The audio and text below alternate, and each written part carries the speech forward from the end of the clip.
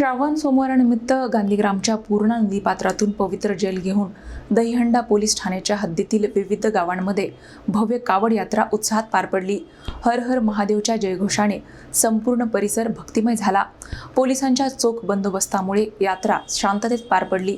श्रावण महिन्यातील दुसऱ्या सोमवारानिमित्त गांधीग्राम येथील पूर्णा नदीपात्रातून पवित्र जल घेऊन दहीहंडा पोलीस ठाण्याच्या हद्दीतील विविध गावांमध्ये भव्य कावड यात्रा काढण्यात आली। धामणा, टाकळी खुर्द, करतवाडी रेल्वे आणि पातोंडा येथील कावडधारी भाविक मोठ्या उत्साहात या यात्रेत सहभागी झाले। हर हर महादेवच्या जयघोषाने संपूर्ण परिसर भक्तिमय झाला।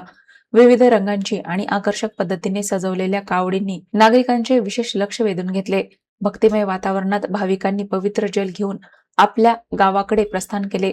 दरम्यान कावड यात्रा शांततेत आणि सुरळीत पार पडावी यासाठी दहीहंडा पोलिसांकडून चोख बंदोबस्त तैनात करण्यात आला होता।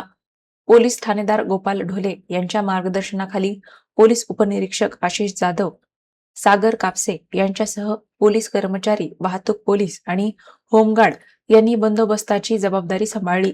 पोलिसांच्या नियोजनामुळे संपूर्ण कावड यात्रा शांततेत आणि उत्साहपूर्ण वातावरणात पार पडली।